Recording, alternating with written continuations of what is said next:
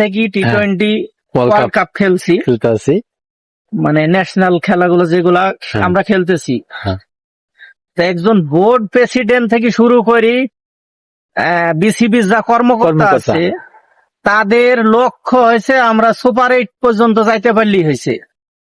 এর সে তার দুঃখজনক কি ভাই, যে একজন বিসিবি প্রধান সে যদি বলে যে আমাদের লক্ষ্য সুপার 8 পর্যন্ত, তা এদের কাছ থেকে কি আশা করবেন? আর প্লেয়ারদের এদেরই বা নজর কত দূর যাবে? এদের আমরা এমন পর্যায়ে চলে গেছি, আমাদের ভাই লজ্জা শরম নাই।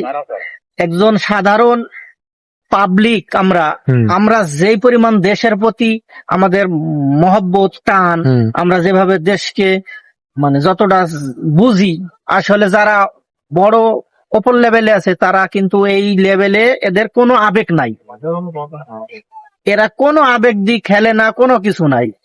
আসলে আমাদের কথাই তো আর চেঞ্জ হবে না, যারা বড় তারা যদি চেঞ্জ না করে তাহলে আমরা কি করব ভাই? অতএব খেলা দেখা বন্ধ করে দেন। তো ইন্দু যে জালাল যে কথাটা বলছে আপনার, যে আমরা খুশি, এতে আমরা খুশি, এতে আপনি কি মনে করেন যে আমরা এই যে 20-22 বছর ধরে খেলা দেখতেছি, ওয়ার্ল্ড কাপে যোগদান করছে আর পরেও কইতাছে, অন্তপক্ষে আপনার সেমিতে যাওয়ার তো পরিকল্পনা, এই কথা কয় কি করে? আপনি এর বিষয়ে কিছু কোন? অযোগ্যতে ভরে গেছে দেশটা, যোগ্য জায়গায় কোনো ভালো নেতৃত্ব নাই, সব অযোগ্যই ভরে গেছে, আর সব হচ্ছে পাগল।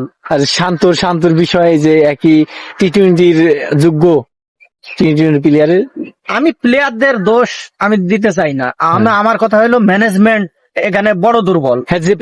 তো বড় দুর্বল হয়েছে ম্যানেজমেন্ট। আমি যে নাই, যে ফর্মে নাই, আমি তাকে ড্রপ করব, যে ফর্মে আছে তাকে খেলাবো।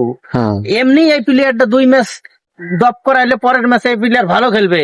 আর আমি যখন ড্রপ হব না, আমি জানছি যে বিসিবি আমার এই পর্যন্ত খুশি, আমি বছরের পর বছর আমি এই ড্রপ মেরে যাব, আমার কোনো পারফরমেন্সের দরকার নাই, আমি অটো চয়েজে আছি। হাতুড়ি বেতন আপনার প্রায় 36 লাখ টাকা, আপনি জানেন অবশ্যই।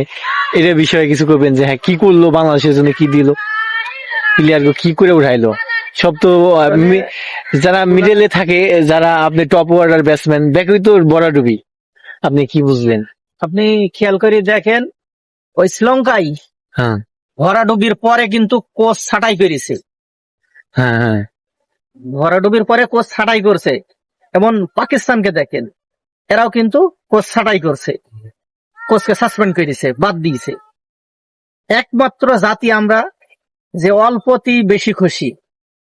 এই হাতুড়ি সিং যেভাবে মানে দেশটাকে ধ্বংস করছে ক্রিকেট ইদাকে, আসলে কিছু বলার নাই ভাই।